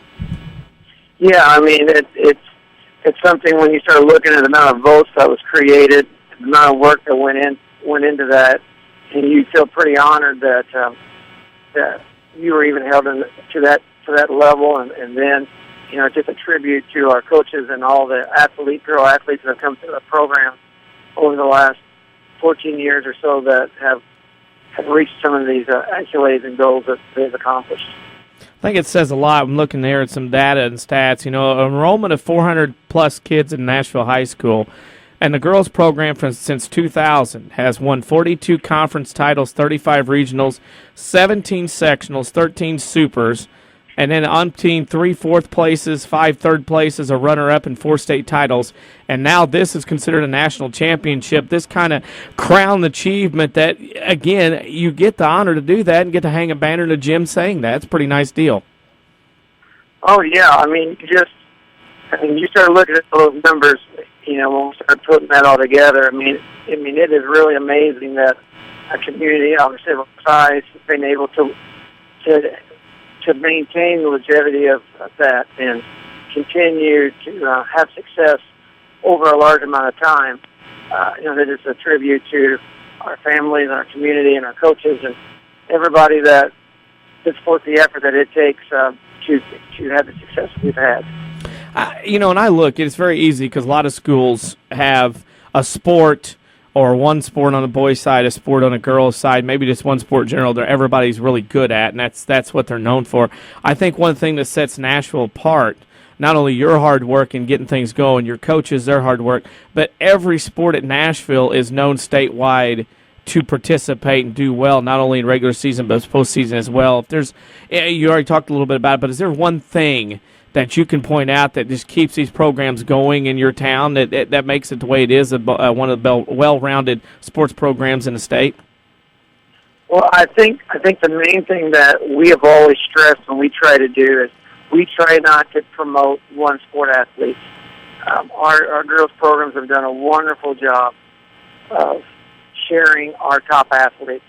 So not only are we having them participate in one sport, they're helping in other sports, and I think that's the main thing that's helped us. As you look if you look through the years and you look at our top players, you're going to notice those names are not just in softball, but you're going to see them in basketball, and you're going to see them in golf, but you're going to see them in track and field. All those athletes continue to contribute, not just what they may consider their number one sport, but they also are helping out and doing different things in other sports also. Yeah, and that's one of the things. And you're heading on your way to Johnson City today.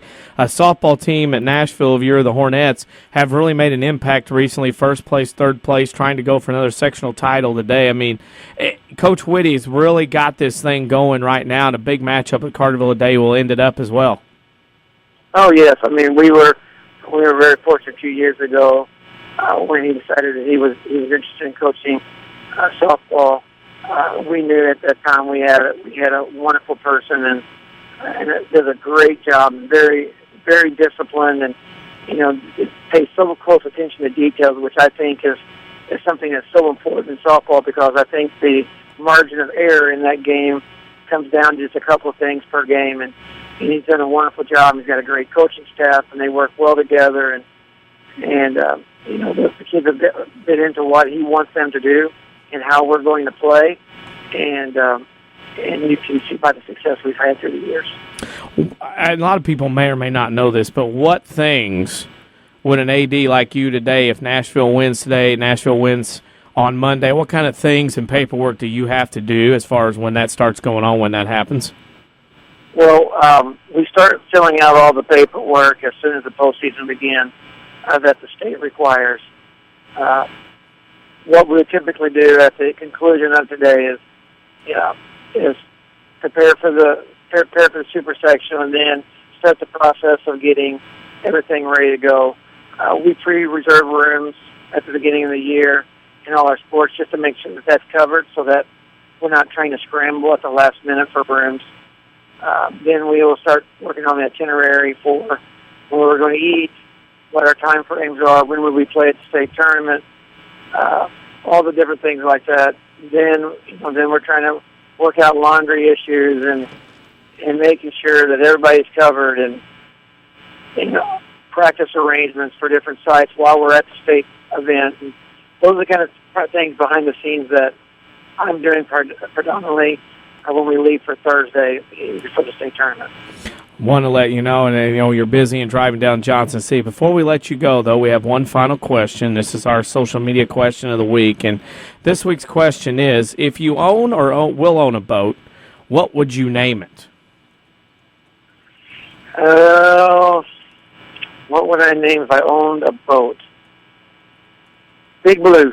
Oh, that's good.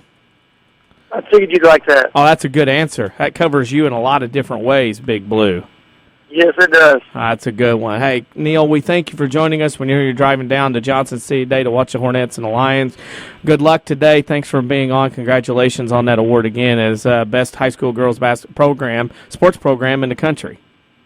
Well, thank you very much, and you guys have a good day. Thank you. That's Neil Hammond, the athletic director at Nashville High School. Kind enough to join us on his way to Johnston City today for that sectional final between Nashville and Carterville in softball. We need to take a break. When we come back, we'll preview a lot of the sectional finals going on today in both baseball and softball here on the Saturday Sports Show on WMIX. A digestive problem can affect every area of your life. But now there's a specialist right here in town who focuses on digestive health.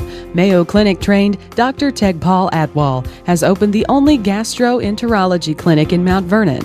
Dr. Atwal treats acid reflux, gallbladder problems, inflammatory bowel disease, ulcers, and more. For your appointment with Dr. Atwal at Crossroads Specialty Clinic, call 618-241-9071.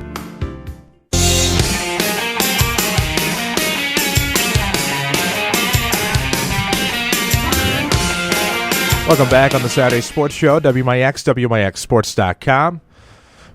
Here until 10 o'clock. Of course, we'll have Mount Vernon Rams baseball coming your way today. They battle Carbondale in the Mount Vernon Regional Championship game. 10:45 is your pregame. 11 o'clock is your first pitch right here on AM 940 and WMIXSports.com. As DC said before the break, going to preview some of the games going on that we're concerned with today, of course. 1A, 2A, 3A, 4A, baseball and softball. going on today. I believe we said we'd get started with Class 1A baseball, and you look... Wait, that is last week. Well, that's not going to help me, is it? You look at some of the sectional games going on today in Class 1A, of course, you think to Cobden first. The Weber Trojans going for their first sectional title in baseball school history against Shawnee, a team that's won 3 straight.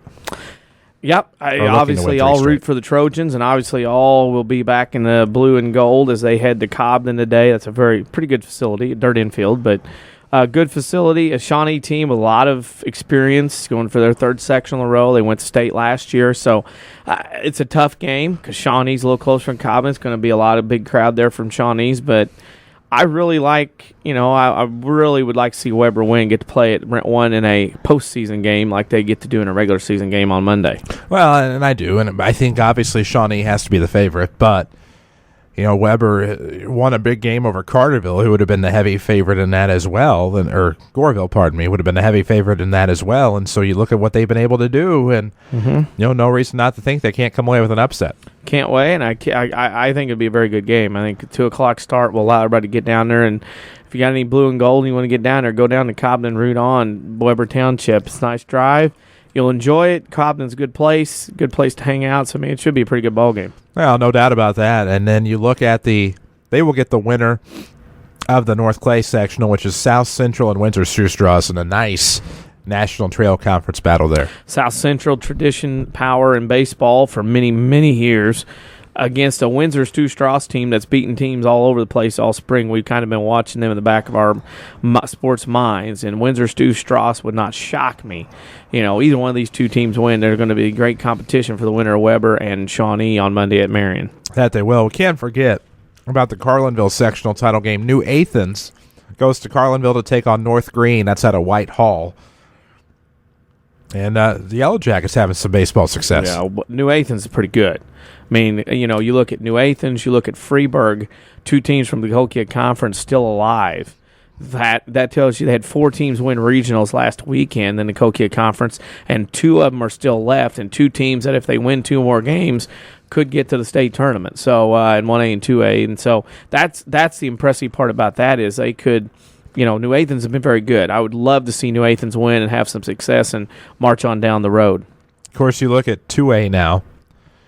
The Greenville sectional title game is T-Town and Carmi-White County. T-Town probably the prohibitive favorite there, but Carmi has come on strong as of late. Carmi's been very good all year. I know Chester got a lot of the ink in the Black Diamond. Here again, Chester is playing and Carmi is playing from the Black Diamond in the sectional finals. So between the Black Diamond and Colquitt Conference today, 4 teams, 2 each, playing in sectional championships today. And the game in Harrisburg will start at noon. Chester and Freeburg, they have to drive from one side of the state to the other to go play that game.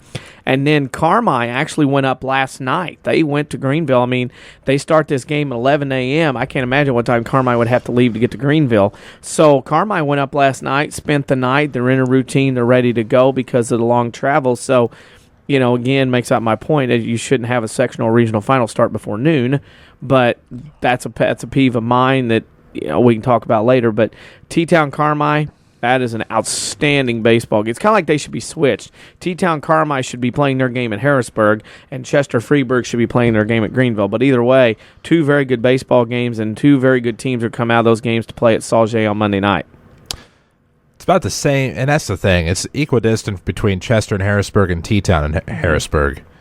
I think you leave Chester there and Freeburg go to Greenville. But is what it is. Didn't do anybody any favors. Nope. In that one, certainly. 3A playing their regional title games today. Obviously, the elephant in our room, the Mount Vernon Rams and the Carbondale Terriers here in the King City. We've talked at length about that one already. So we'll take a look at some of the other regionals going on. At Highland today, you might have assumed you'd have Highland Triad going by past years, but it's Civic Memorial and Jerseyville. Either one. Jerseyville has been very quietly good. And I really like what they've done. I think, again, everybody would have bet on Triad Highland, but I really like Jerseyville, what they've been done, very quietly winning this year in the Valley, maybe not getting the ink. And Bethalto's a team that Mount Vernon saw. You look at it, you look at Class 3A on this side of the bracket, Mount Vernon only saw Waterloo, Carbondale, Salem, Mattoon, Bethalto. They've only had 2 teams haven't seen, Jersey and Mascoutah, because they didn't get to play. I mean, that's an amazing schedule of teams that Mount Vernon has there that they've seen that play right there. And you got Belleville West and Belleville East playing in a regional final in 4A we'll get to. That's a pretty difficult schedule with the likes of DuQuoin and Benton and otherwise in Class 2A that ended up in a regional final as well. Well, it's a very difficult schedule for the Mount Vernon Rams, and you take a look at Jersey and Civic, and no love lost between those 2 conference foes in the Mississippi Valley, where they play great baseball, obviously. They have 4 teams battling for regional championships today. But when you look at some of these other regionals, and of course the Highland Regional, the Mattoon Regional, Waterloo Regional, Mount Vernon Regional, all feed into the Triad Sectional next week. You have Mascoutah and Waterloo at Waterloo. Waterloo, the home team there, probably a bit of an advantage over Mascoutah, but Mascoutah probably the team that got all the ink this year out of the Valley. Started out hot, and then they've kind of leveled out a little bit. Now they're going to have to take on a Waterloo team loaded with seniors. We saw that in March. That's going to be a very interesting game. Just a very, very good baseball game between 2 conference foes.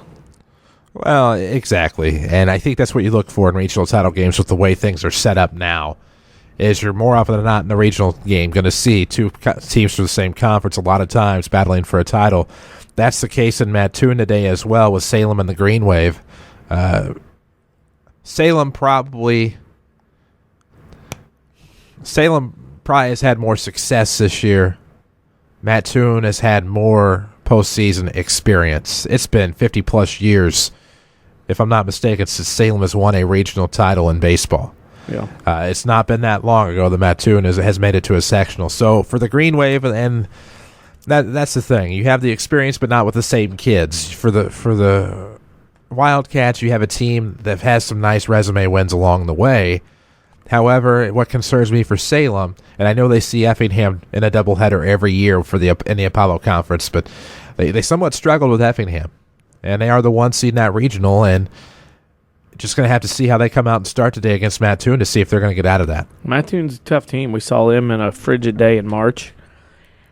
Pretty good ball team, and playing at home, it'll be interesting to see if Salem go there and knock them off. And like I said, you could have potential 3 or 4 teams in there. Waterloo, Mount Vernon notwithstanding because they've been in the state tournament recently, but some different teams getting to the sectional and definitely getting to Joliet if possible. Well, no doubt about that. And then, we'll take a look at one more. Rochester and Mount Zion in the Taylorville Regional. And in Rochester, okay, some of the stuff coming in. Rochester, obviously a great football power. Middle of the road probably in basketball, picking some things up. Of course, their girls soccer team's actually at state this weekend. But you look at the Mount Zion Braves, and that's a team that is going to be poised to possibly take that Taylorville Regional. Yeah, Mount Zion, a very good baseball tradition for many years, not only at high school level, but travel level as well. And, Mount Vernon saw Mount Zion last year. So we know as per se that, Mount Zion's very good. That's another good little regional final there that's going to go on today. It is. 4A is going to have some interesting regionals as well that we'd concern ourselves with. Edwardsville and Alton. Again, Edwardsville was on the schedule last year, dropped them this year, was originally on the original schedule on May 21st. Alton, of course, Rams play them at GCS Ballpark every year. That should be a good one. Edwardsville probably always getting the ink, but Alton's a team that's coming up and making some noise. Alton was mid the latter pack of the Southwestern Conference, and here they are in the regional final. They beat Quincy 3-1, and then they host it. Edwardsville's a team that finally got out of the place. They got to go north a little bit and get away from Belleville East, Belleville West. So, I would think Edwardsville will be the favorite here. I know they've had Alton pretty handily, but Edwardsville is a team last year got beat in the first round of the regional. This year they have an opportunity to win a regional championship, and I'm sure in the back of their minds they do not want to repeat last year and not win a regional. Well, exactly right. And East-West, a nice crosstown rivalry there at Belleville East. Well, West probably was going to be there because Granite City handled them pretty easily. West beating O'Fallon in 11 innings was a shocker. after West beat Granite City. That was an absolute shocker. O'Fallon was 30-3 going into that ball game. So West gets a win, then East beats Collinsville in extra innings. So West versus East in the Battle of District 201 in Belleville today, and not sure if the winner gets regional title, the winner also gets turf on their football field, or if the loser gets turf or whatever. But we kid and jest because they are working on that. But that's an interesting matchup two teams in Mount Vernon have seen this year as well. So right there, 3 of your 4 teams in 4A that we concern ourselves with right there are on the Mount Vernon Rams baseball schedule this year. That they are. And then you look at softball. Some great matchups in softball today that might be a little underrated. Cobden, you have, surprise, surprise, the Goreville Lady Black Hats. And actually, it kind of is more of a surprise this year. Not quite the sticks and leather they've had in years past, but then you look at Trico, a team that is very strong right now. The Trico Lady Pioneers are back in 1A after a short trip to 2A. Again, we talk about Goreville. They did this in basketball, too. They lost so much, and they get to a sectional final, or super sectional again this year, 4 years in a row. A lot of people didn't expect them to get there. And then in softball, they have some remnants left from that state title team a couple of years ago, but they don't. It's kind of a surprise. But again, here and here's the argument of the side of against 4 class. Goreville and Trico are playing for a sectional final, whereas other teams in 2A are sitting at home like a Pinckneyville or whatever. Oh yeah, we can beat them guys. Here's another product. But Trico there might be the favorite. 2 sectional games at Cobden today. The first one 11 and boys. The second are girls, and the second one at 2 and boys. Trico's a favorite, but you just can't count Goreville out in the postseason ever in this time of year. No, you can. And then when you look at the Oakville sectional, where you have New Athens and Edwards County, New Athens got there. They beat Mount Olive. Mount Olive's a team that only has 9 players on their team. Won a regional, got to a sectional, got beat by New Athens. I thought that was pretty impressive. Then you have Edwards County, who beat Wayne City, who had previously beaten them twice. So it just goes to show, if you've beaten a team twice, there's no guarantee you're going to beat them that third time in the postseason. But when you look at Edwards County and New Athens today, New Athens, a lot like their boys, have been hot all year. New Athens is very good. I mean, they got a chance to put the rare double. Edwards County had that chance, and their baseball team got beat the other day, but New Athens been cleaning people up in the Colquitt Conference. And if you can get through that conference and do something, get this time of year, the Colquitt Conference is known for state trophies and a lot of things. Edwards County's a team that's found their role as the years went on. Had that big win against Wayne City. But beat them, again, kind of like Mount Vernon's going to face Carbondale Day. Can you beat them 3 times in 1 year? Edwards County gets that win, but I think it'll be tough for Edwards County to get New Athens today. I really do. Well, then you look at Cumberland sectional. Oblong and Altamont. Altamont's a team that's kind of been up there all season long, if you've been looking at the results. Oblong's a team, though, I haven't really heard a lot about, but they are there, and that could be a good one, an underrated matchup at Cumberland today. It could be. And I think when you look at that matchup, you're sitting there looking, Altamont, again, that's a sports program that's going to get a lot of run in 1A sports.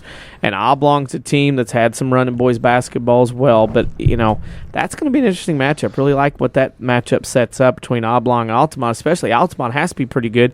They beat Toledo Cumberland, who has been a stalwart of high school softball postseason success for years. Well, and they have. And we'll make the jump to 2A now. At St. Anthony today, it's T-Town and Fairfield. I think T-Town, obviously, in many eyes, is going to be the prohibitive favorite, but Fairfield's played some tough games along the way.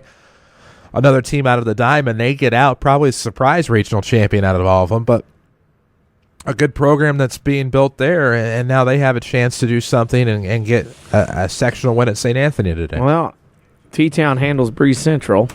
It's kind of how basketball goes, too. Fairfield has been finding their legs late. Black Diamond School again coming through, getting a win. You know what? It would not shock me to see Fairfield win this game. I know T-Town gets a lot of pub, especially for basketball, but I think Fairfield's got a legit shot to beat T-Town today. I don't see T-Town as being some team that the Lady Mules can't handle. It wouldn't shock me to see Fairfield win. However, the winner of that game doesn't get by the winners of the Johnson City sectional. Just going to have to say the way it is. Well, I mean, sorry. That's where I'm betting. It's pretty well long the short of it. How many times have we seen a team come down from that neck of the woods, especially since the 4-class expansion, and be throttled, but always hearing about how great, and then you find out. But yeah, but these are better. Carterville, Nashville, I said it earlier, in the Johnson City 2A That's sectional Cha-ching. championship game. I said if we ever split into another state, that would be the state championship game right there. Cha-ching, 50-50. If somebody at Johnson City is listening, Wade Thomas, 50-50. That would be a huge pot today at Johnson City. Time there are people wrapped around the stands and the fences and everything else. 50-50. Great fundraiser that way.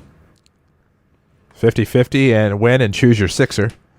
No doubt about that. Oh, then you get, the ironic thing is the winner of Nashville-Carterville today will turn around and come back Monday playing the Super at Johnson City. Johnson City gets to host both. Again, that goes back to who applied, who didn't, why do they get to host whatever. That's an advantage. When you've played 2 games on the field already and you get a third, you know how everything's laid out. Right. And so definitely a succinct advantage. This one really doesn't impact the Super at JC, but one I'll talk about anyway. At Litchfield today, DuPo, formerly a 1A power, and Williamsville, not that far removed from a state runner-up finish. Kokia Conference, DuPo. Again, I mean, this Kokia Conference just does this every time of year in spring, especially spring sports, baseball especially. So many state titles and state appearances, but DuPo's a team that has been growing. This is a group that has been pretty good in junior high. They came to the Woodlawn tournament in the fall in junior high a couple years ago. So this is a group that has been talked about and played a lot of games together, finding some success and going through, and they whitewashed Pleasant Plains the other day. And if they get a win, DuPo will get to travel again. Here's an example. DuPo's over here. They get to go north. If they win today, they got to go to Champaign for a Super and play there the way the state divided everything up. Well, no. Exactly, but Williamsville softball is Williamsville softball, though. Right. The Lady Bullets are the Lady Bullets because they are the Lady Bullets. Yeah. I mean, that's just pretty well how I have to look at that. I'm taking a look at 3A regional championships now. Obviously, reminder again that the Salem title game has been moved to Effingham. Now a 1:30 start between Centralia and Effingham, and I'm sorry, Centralia until somebody proves otherwise. Yep. Mater Dei wasn't Mater Dei this year, and they got beat by Effingham, who's Effingham. It looks good. I've seen countless games where Effingham's been throttled 16-0 over the past few years, and they've improved immensely this year. I just don't think they can beat Centralia. I would say that. In this time of year, you never know. I would think Centralia would be the favorite in this game by far. But having to play Effingham at home throws another wrench into the mix. Right. And that becomes a big factor today, and it should have been probably a non-factor. Heron regional title game today. It's Carbondale-Heron again. So classic matchup. I really thought Heron would be the 1 seed coming into that regional, but they stumbled a few times in the middle of the season, and I still think Heron might be the better team there. Yeah. Carbondale's got a chance. I think I like Carbondale's chance. Heron's better. I don't know if Heron's better. I don't know. Carbondale seemed kind of rattled to me yesterday, but again, Heron pulled that trick last year at this time, a week ago, but pulled that trick when they beat him last year. So it wouldn't shock me to see Heron win this one at all today. I think we're in the same boat there as we take a look at. Let's take a look at the Triad Regional. I'm skipping over one. Oh, Columbia. The Triad Regional, you have Civic, Memorial, and Highland. Civic's trying to get to their first sectional since 2011. And funny, there were a couple softball girls running the scoreboard and whatnot at the baseball game when the Rams were up there. I said, "Hey, you guys gonna be any good this year?" And they're like, "No." Yeah. Well, here they are in a regional championship game against the Highland Lady Bulldogs at Triad, and Highland's a team that you don't hear a lot about softball wise, just because of the recent successes of their baseball program and Jake Odorizzi and all of that, but pretty formidable softball program too. Good team, good program. They're going to play Civic today, conference matchup, and Civic has been pretty good. We know that from experience in the past. Would favor Civic a little bit here, being based on tradition, but Highland has a very good team as well. That they do, and at Columbia, it is Columbia and Waterloo. Hello. There's another Kokia Conference team, Columbia. Here it is again, Columbia. Do you go through the list? Here pops up again. Columbia, probably the favorite. Waterloo, we got to see a little bit of them earlier this year, and they played O'Fallon behind us when Mount Vernon baseball was at Waterloo. Very good team, but I think Columbia at home probably gets the advantage. Oh, without a doubt. And then you have the Mount Zion Regional, and I'm only talking about this because Mattoon seems to be a pipeline to Lakeland, which is in a pipeline to Illinois State. But you have the Green Wave and Mount Zion Lady Braves or Bravettes. I can't remember what they do up there, but that should be a dandy as well between two Apollo schools. Yep, two Apollo schools going at it. Mount Zion probably a little bit of the favorite today, but again, you can't count Mattoon out with their schedule and their history. They usually do a pretty good job. No doubt. We bumped to 4A. 4A softball. surprise, surprise, in Belleville East, it's East and West. Right. I was shocked. Hello. Shocked that East is in a regional final. Go figure. Yeah, well, that's the same matchups, both sides. It's Edwardsville, Alton. Yep. That Alton softball maybe surprises me a little bit. It does, Yep. but it doesn't. It shouldn't. But Edwardsville, no doubt. They're in there. Hello. That's what I said. Edwardsville, Beast, And then probably what happens, I haven't even looked, and I should have. I should be more prepared than this for the 4A softball topic, but you'll probably have the winner of East and West play the winner of Edwardsville Alton in the Pekin sectional, but it'll be somewhere in the Metro East. It'll be in the Metro East. They'll play the first game there, then they'll have to take off. It amazes me the travel that 4A has to do, but that's the way it goes when you are as big a school you are in the Metro East, and you got to find people to be in your class and bracket. That's one of those things. No doubt about that. That is the way the game is played now, and that is the way it is going to be until something changes. So there you go. Quick previews of your games today in baseball and softball, all 4 classes. We hope you've enjoyed today's Saturday Sports Show. We have Mount Vernon Rams baseball coming up as they try for their 4th regional in 5 seasons. Hosting their own regional today. They have it at home. Weather is going to be absolutely perfect, it looks like. Beautiful day. Perfect day for baseball. I mean, it's going to be a great day, and I don't know what it is everywhere, but everybody down here in a sectional regional final should have great weather. Clint Turner said Charleston was beautiful today. It's going to be a great day for track meets over there. So the state track meets end up this weekend in Chucktown, and boy, you can't ask for any better weather today as far as what weather we're going to have at Brennan Klein Field today for Carbondale Mount Vernon Part 3. Oh, it should be absolutely outstanding, and thankful for it. A chance for pop-ups later today, but we're getting to June. That's going to be a chance to pop-ups every day. That's the way it goes. It's not Florida or by the Gulf Coast, but it's it is what it is in Southern Illinois. Amen to that. And, of course, Mount Vernon Rams baseball, 10:45 your pregame, 11 o'clock your first pitch. It's the Rams and Terriers Part 3. We've had the previous 2 battles. If you want to freshen up on what happened, you can find the archives of those games at WMIXsports.com. A little bit. They're already up there. We'll have all of today's broadcasts up there a little bit later on as well. But we hope you've enjoyed today's Saturday Sports Show. We talked with Tim Holloway, Mount Vernon Rams baseball, Lance Bolt, Lady Rams softball. We talked Weber Trojans baseball with Sam Root. We talked Carterville Lady Lions softball with Brett Dial. We had Mallory calling to talk about the Annies today. We had Clint Turner talking about state track up in Charleston, and we had Neil Hammond to talk about the Nashville Hornets being named the best girls sports program in the nation. Of course, it was a voting contest, and Nashville ended up taking that. I believe that was a USA Today thing by the Gannett Company. So congratulations to the Nashville Hornets, something to certainly be proud of. And they have the Carterville Lady Lions today. I'm sure that game will be on the V and V1047. Don't forget to follow us on Twitter at WMIX Sports. We're on Facebook as well, where you can still find our social media question. If you own a boat or you intend to get a boat, what would you name it? And if you already have a name, what is the name of your boat? You can find our answers on our Facebook page, facebook.com/WMIX Sports, or you can hit us up on the Twitterverse again at WMIX Sports. We hope you'll give us a follow. We work hard at it. You can always find a scoreboard nightly anytime there's local action at WMIXsports.com. We do it for you, so please take advantage. Again, WMIXsports.com. This is your home for local sports. Rush Limbaugh and America's Best Music, AM 940, WMIX, Mount Vernon, NBC News, now.